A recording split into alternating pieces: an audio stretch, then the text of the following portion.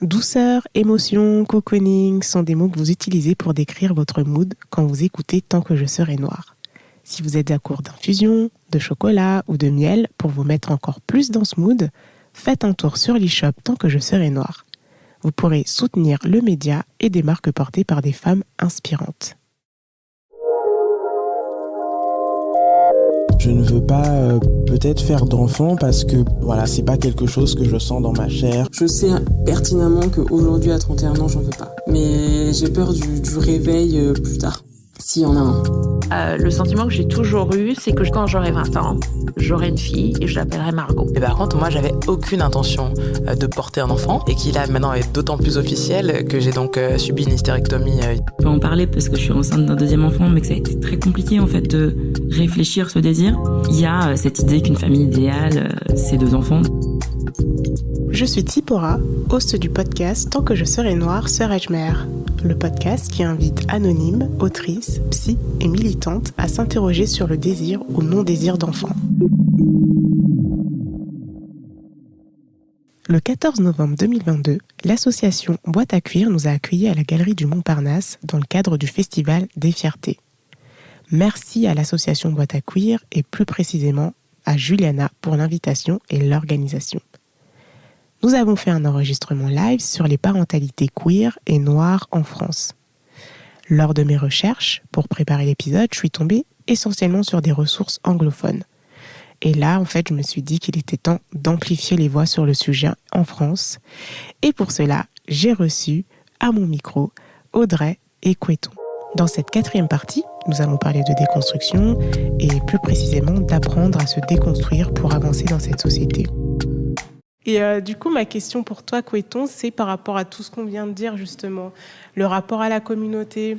Je sais que dans les communautés afro, c'est pas évident, en fait, déjà de se outer, mais aussi de parler de parentalité. Comment est-ce que toi, tu gères, en fait, tout ça avec ton entourage ?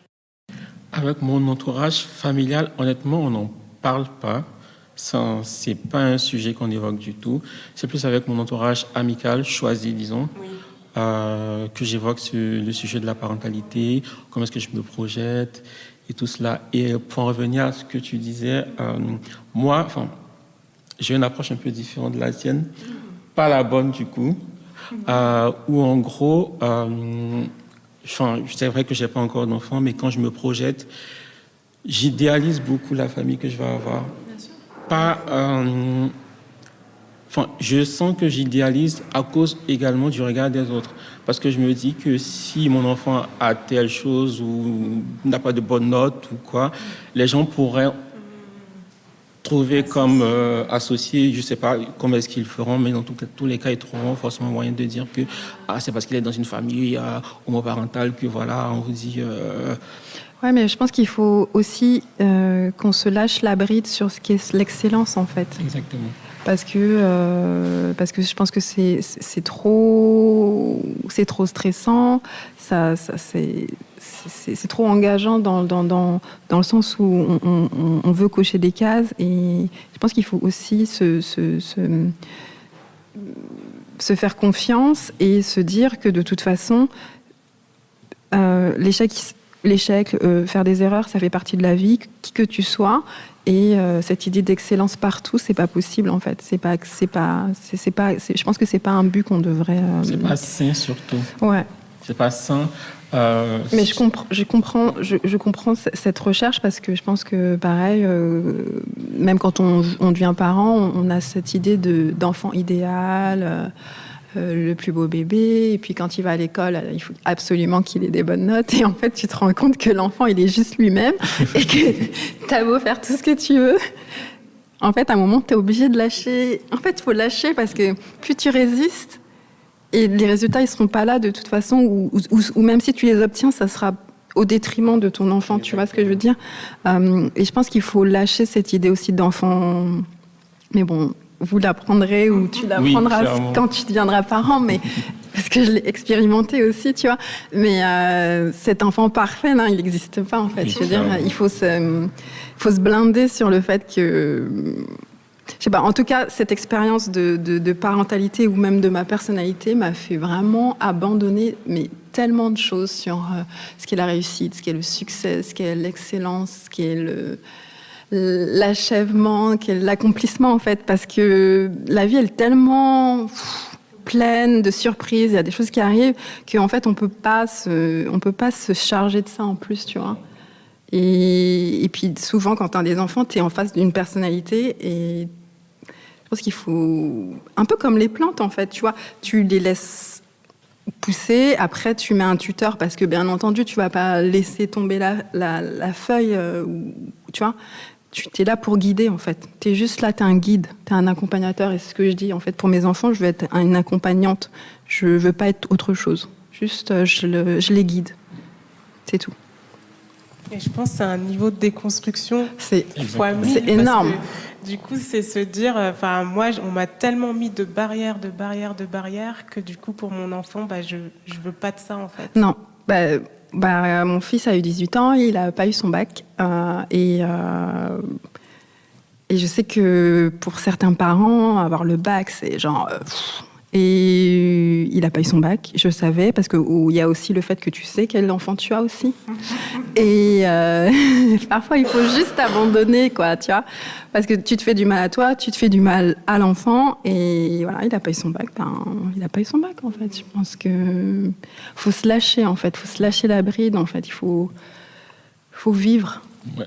Et je trouve aussi que ce n'est pas forcément un environnement sain pour quelqu'un qui essaie de développer sa personnalité et sa personne aussi. Ouais. D'avoir une personne au-dessus de lui qui a déjà un destin préétabli pour lui et qui veut à tout prix que tu rentres dans ces cases-là. Et surtout, après réflexion, je me dis, mais c'est quand même assez bizarre parce que, étant une personne gay, ayant grandi dans un environnement où j'ai été totalement brimé, on a tout le temps essayé de me guider pour que je parte dans une certaine direction. Et je suis toujours parti dans la direction dans laquelle je voulais, de me dire que quand je me projette en tant que parent, inconsciemment ou d'une certaine manière, je veux pas directement reproduire exactement la même chose, mais c'est quand même à peu près les mêmes formes de mécanismes, je trouve aussi. Oui, après, on reproduit aussi ce qu'on a connu, tu vois, et malheureusement, même les choses qui ont été négatives ou qui nous ont fait souffrir, comme c'est des choses qui sont familières, on a tendance à les reproduire parce que c'est des choses qu'on connaît, tu vois. C'est plus facile d'aller vers des choses qui sont familières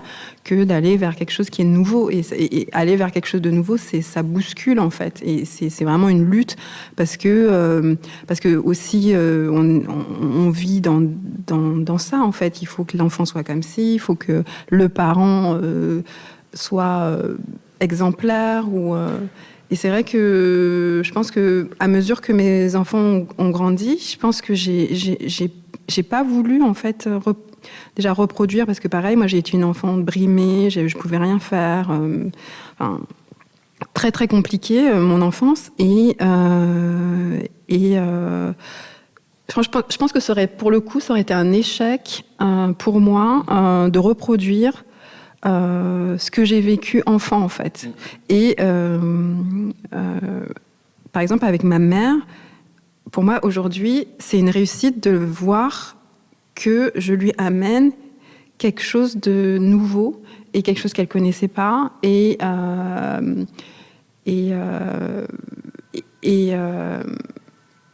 lui montrer qu'en fait, c'est possible d'être dans une famille qui, effectivement, ne ressemble pas à, on va dire, les familles majoritaires, mais qu'aujourd'hui, c'est possible d'avoir des enfants, de pas avoir de père autour, en tout cas, voilà, mais d'être dans un foyer où il y a...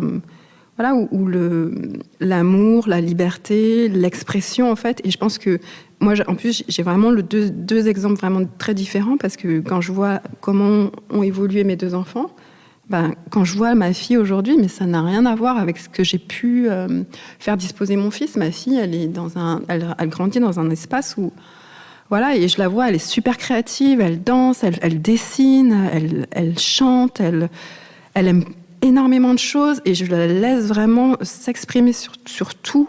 Et il n'y a pas vraiment de tabou où elle pose des questions, je lui réponds Et c'est une ouverture en fait, et je pense que c'est